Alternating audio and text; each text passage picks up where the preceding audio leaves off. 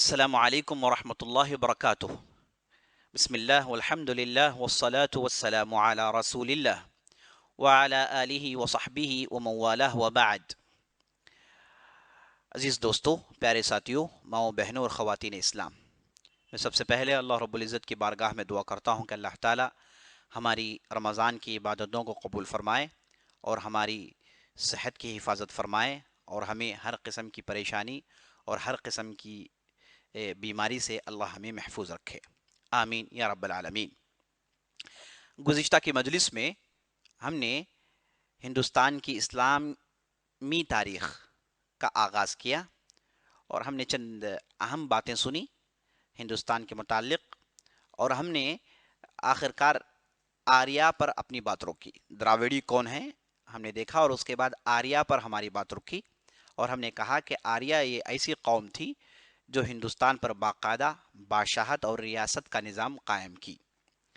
اور آج ہم انشاءاللہ ہمارے اس ویڈیو میں دیکھیں گے کہ آریہ قوم آگے چل کر کیسے بٹی اور ان کی حالت مسلمان آنے سے پہلے کیسے ان کی سلطنتیں تھیں، اور ننند خاندان کے والے کون تھے، اور سکندر کا حملہ کب ہوا، اور اس کے بعد سلطنت موریہ یہ کیسی سلطنت تھی اور کون ان کے اہم بادشاہ تھے، اور اس کے بعد گپت خاندان جو ہندوستان میں ایک اہم خاندان تھا، اور اس کے بعد ہم یہ بھی دیکھیں گے کہ ہن اور گوجر قبائل والے کون تھے اور یہ مسلمان آنے سے پہلے ان لوگوں کی کیا حالات تھی.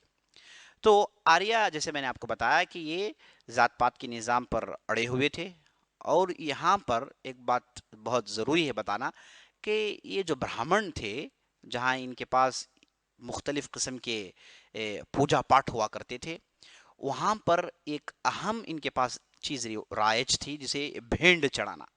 ان کے ہاں بھینڈ چڑھانا بہت ضروری تھا، تو ڈھیر سارے جانور ذبح کرتے تھے بھینڈ کے نام پر.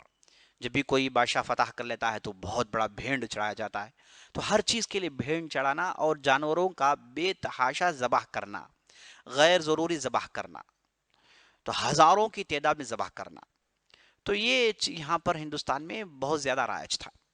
تو ذات پات اور یہ بھینڈ، ان دو چیزوں کی نفرت کی وجہ سے یہ جو ہندو مذہب تھا، یہ جو ویدک مذہب تھا، اس کی مخالفت ہوئی. تو سب سے پہلے اس کی مخالفت ہوئی گوتم بدھ کے زمانے میں. گوتم بدھ ایک ایسے آدمی تھے جو کپل وستو، جو شمالی ہندوستان نیپال کے قریب ان کی پیدائش ہوئی. یہ بھی شہزادے تھے اور ان کے والد اس علاقے کے بادشاہ ہوا کرتے تھے. تو بالکل شہزادے جیسی ان کی زندگی ہوا کرتی تھی. لیکن ہوا یہ کہ ان کی زندگی میں ایک اچانک ایک تبدیلی پیدا ہوئی، ایک ٹرننگ پوائنٹ آیا. وہ یہ کہ جب انہوں نے دیکھا کہ برہمن ذات پات کے اس نظام پر اڑے ہوئے ہیں اور اس نظام کی وجہ سے وہ جیسے لوگوں پر ظلم کر رہے ہیں، یہ جب انہوں نے دیکھا تو ان کی زندگی میں تبدیلی آئی. تو انہوں نے سوچا کہ بھائی یہ آخر ہوتا کیوں ہے؟ ہم انسان سب مساوات ہیں، سب ایک ہیں. ہمارے جسم میں بھی خون لال ہے اور ان کے جسم میں بھی خون لال ہے. وہی ذہن اللہ نے انہیں دیا ہے تو ہمیں بھی اللہ نے وہی ذہن دیا ہے. تو آخرکار یہ پیدائش کی بنیاد پر یہ جو تفرقہ ہے، یہ کس چیز کی طرف اشارہ کر رہا ہے؟ یہ تو سراپا ظلم ہے، اسے ہونا نہیں چاہیے. اور اس کے بعد انہوں نے بھینڈ کو دیکھا کہ بے تحاشا بھینڈ مذہب کے نام سے، پوجا پاٹ کے نام سے، اسے بھی کافی انہیں قدورت ہوا کرتی تھی.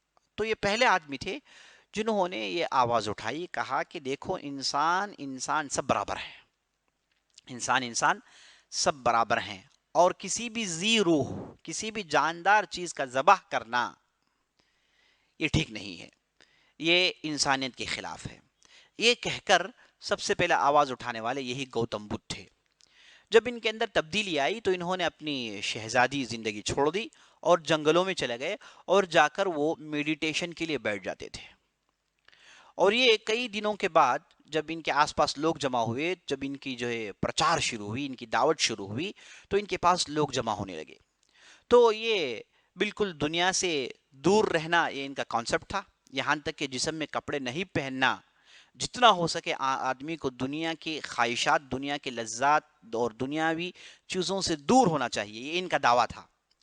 اور گوتم بدھ یہ بھی دعویٰ کرتے تھے کہ اگر کوئی آدمی اس نے اپنے آپ کو تمام قسم کی برائیاں سے دور کر لی، اپنے خواہشات کو اس نے نیست و نابود کر دیا، خواہشات کو کچل دیا، تو اسے نروان ملتا ہے، وہ جیت جاتا ہے، وہ اس دنیا میں جیت جاتا ہے۔ تو اصل میں بدھ مذہب کی بنیاد انہوں نے رکھی، آگے چل کر یہ جو اپنی باتیں پیش کر رہے تھے اسی کو بدھ مذہب کا نام دیا گیا، یہی بدھ مذہب بنا، یہی بدھ مذہب جو دنیا میں آج رائج ہے، اس کے بانی وہی تھے جو ہندوستان میں قبل مسیح علیہ السلام سے 600 سال پہلے انہوں نے اس کا آغاز کیا تھا۔ تو یہی تھے گوتم بدھ، اور ان کا مذہب جیسے میں نے آپ کو بتایا کہ دنیاوی خواہشات کو ختم کرنا، اس لیے اے لوگ جنگلات میں چلے جاتے تھے اور اس کے بعد مختلف قسم کے ریاضات کرتے تھے، جس کے ذریعے سے یہ ثابت کرنا چاہتے تھے کہ ہمیں نروان مل گیا، ہم دنیا سے جیت گئے، نجات ہمیں مل گئی۔ تو یہ جو نظام تھا، یہ جو باتیں کہہ رہے تھے، یہ بالکل ہندو مذہب کے بالکل خلاف تھا، یہ جو ویدک مذہب ہوا کرتا تھا اس کے بالکل خلاف تھا۔ وہاں پر جنت دوزخ کی بات تھی، وہاں پر اونچ نیچ کی بات تھی، وہاں پر بھیڑ چرانے کی بات تھی، وہاں پر پوجا کی بات تھی۔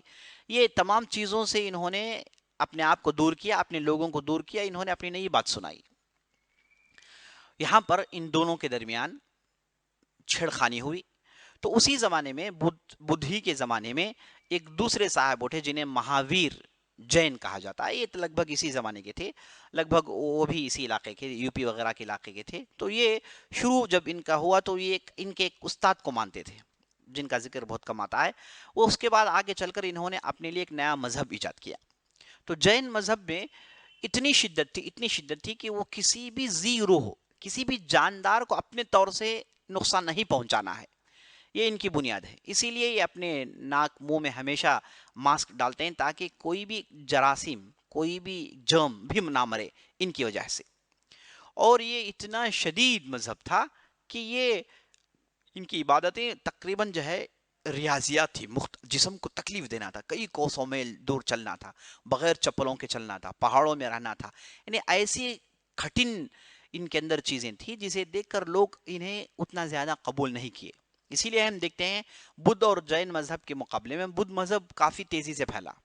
بدھ مذہب ہندوستان سے شروع ہوا، لیکن آج ہم دیکھتے ہیں کہ یہ چائنا کے اندر ہے، جاپان کے اندر ہے، تھائی لینڈ کے اندر ہے، لگ بھگ آپ یہ جو جسے جو ہے آپ ایسٹ ایشیا کہتے ہیں، یہاں پر یہ تقریباً ہر ملک میں پھیلا ہوا ہے۔ حالانکہ ہندوستان سے شروع ہوا اور ہندوستان میں کئی سال تک رہا، آج بھی سری لنکا کے اندر بدھ مذہب ہے۔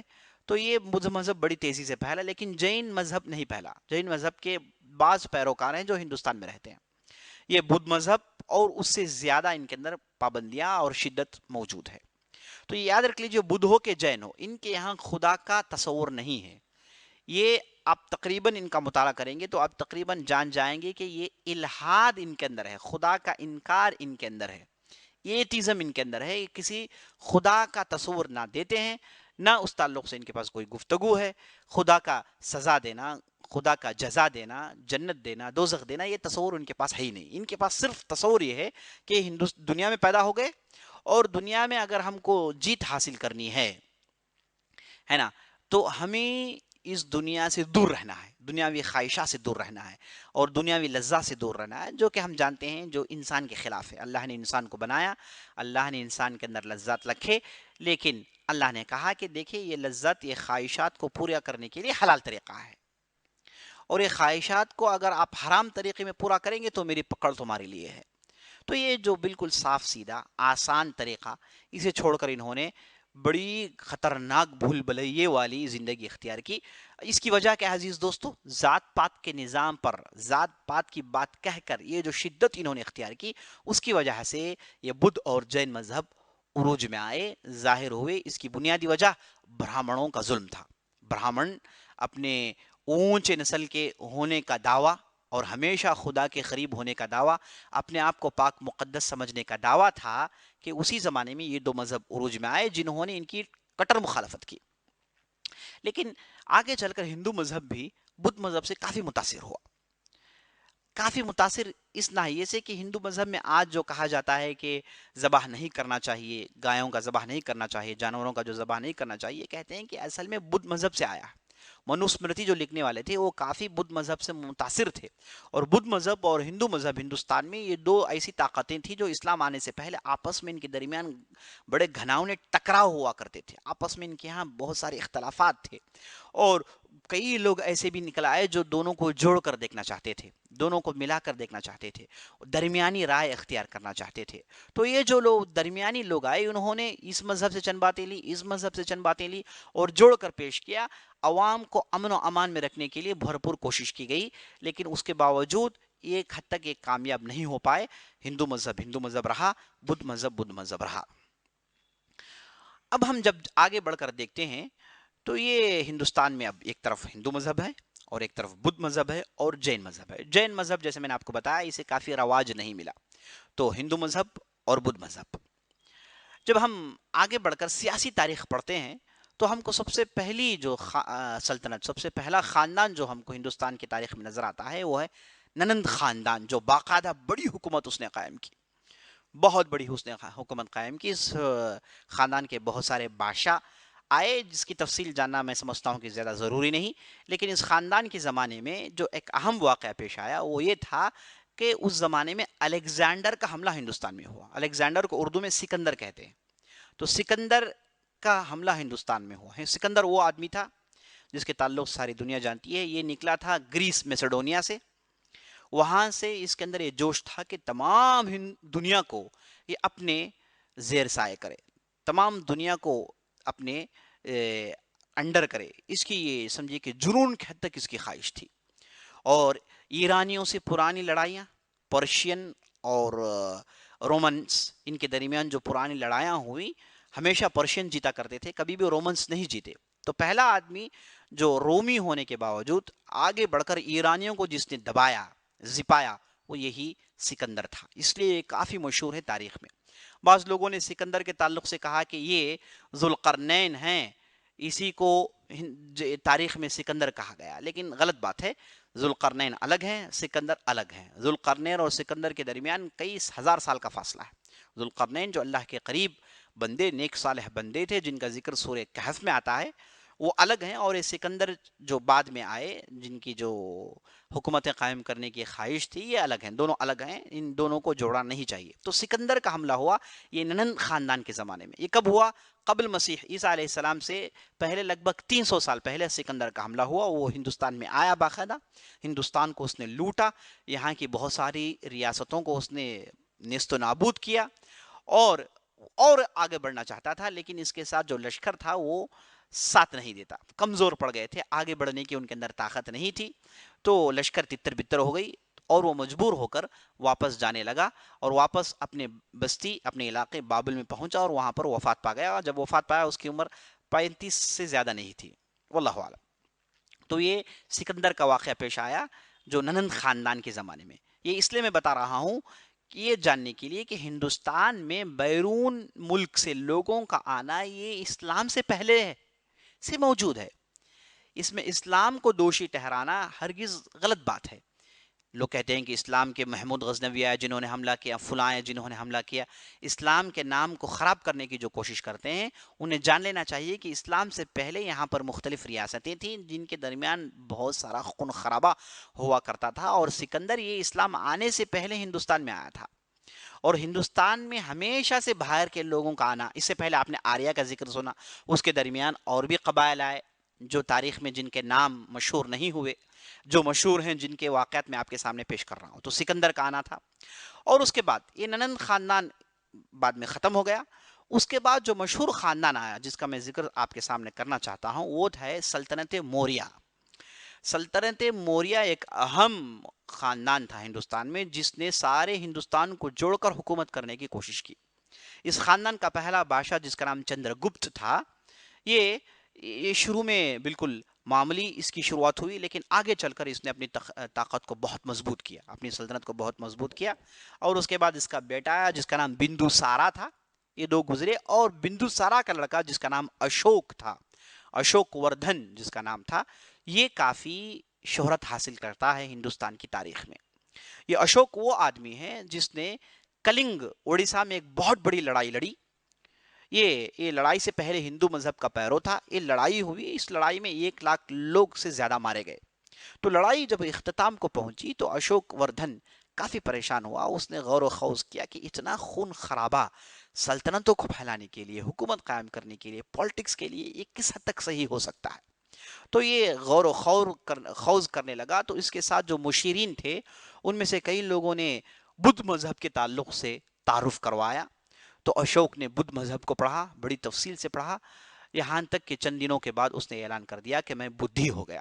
تو اشوک ایسا بادشاہ جس نے سارے ہندوستان کو جوڑ کر حکومت کی, وہ آگے چل کے بدھی مذہب کا پیرو بن جاتا ہے, بدھ مذہب کو اختیار کرتا ہے, ذات پات کے نظام کو ختم کرتا ہے, اور اس کے بعد یہ دنیاوی لالچی چیزوں سے اپنے آپ کو بچانے کی کوشش کرتا ہے, بھیڑوں کو ختم کرتا ہے, اور الٹا اس مذہب کا ایسا پیرو بنتا ہے, ایسا مبلغ بنتا ہے کہ اس نے سارے ہندوستان میں اس کے دائیوں کو بھیجا اور لوگوں کو بھیجا, اور اس نے بڑے بڑے لوہے کے تختیوں میں اور بڑے بڑے پتھروں میں اس نے یہ اپنے میسیج کو لکھا ہے. اس نے لوگوں میں مساوات قائم کرنے کے لیے اس نے میسیجز لکھے. اور ہندوستان میں یہ جو جسے لاٹ کہتے ہیں اردو میں, یہ ہندوستان میں بہت سارے لاٹ آج تک مل رہے ہیں. تو اسے معلوم ہوا کہ یہ قدیم زمانے میں اس نے یہ لاٹوں کو لکھ کر لوگوں میں بات مشہور کرائی کہ دیکھو بدھ مذہب میں جو نظام ہے یہ ہندو مذہب کے نظام سے بہتر ہے. کہا جاتا ہے کہ اس نے اپنی مبلغین کو مصر تک بھیجا, مصر تک, عرب تک اس نے بھیجا, تاکہ وہاں پر پہنچ کر یہ بدھ مذہب کی ترویج ہو. اور اشوک ایک ایسا آدمی ہے جس نے انصاف قائم کیا اور بہت بہترین انداز سے حکومت کی. اس کے دور میں ہندوستان کافی ترقی کرتا ہے.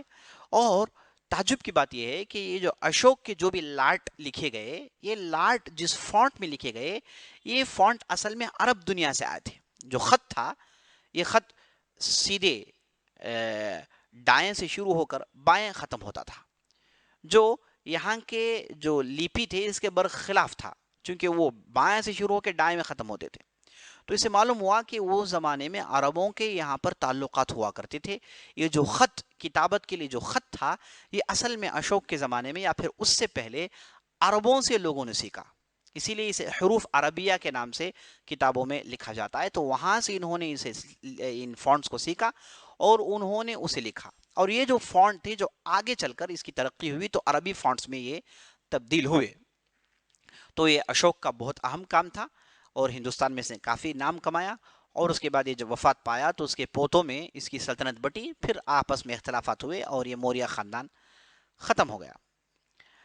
اب اس کے بعد ہم جب تاریخ پڑھتے ہیں تو ہمارے نظر میں جو اہم خاندان جو نظر آتا ہے وہ ہے خاندان گپت. خاندان گپت ایک اہم خاندان ہے.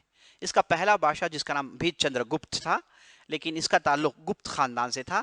وہ جو چندر گپت تھا اس کا تعلق موریہ سے تھا. یہ جو چندر گپت تھا یہ ہندو مذہب کا پیرو تھا اور وہ بڑی شدت سے پیروی کرتا تھا. اور اس کے بعد یہ اس کا جو لڑکا آیا جس کا نام تھا سمدر گپت, اس نے کافی حد تک اپنی وسعت کو پھیلائی. وہ بھی ہندو مذہب کا پیرو تھا, لیکن ان کے یہاں شدت نہیں تھی. سمجھیے کہ بدھی مذہب اور ہندو مذہب یہ دونوں کو انہوں نے جوڑ کر دیکھا اور دونوں کی تعلیمات کو لیا اور رعایا میں امن و امان سے حکومت کی. تو یہ جو سمدر گپت تھا اس نے بہت سارے کارنامے انجام دیے, کافی ترقی ہوئی اس کے زمانے میں. اور خاص طور پر اس کے پاس ایک رسم تھا جسے اشومیدہ کہتے ہیں.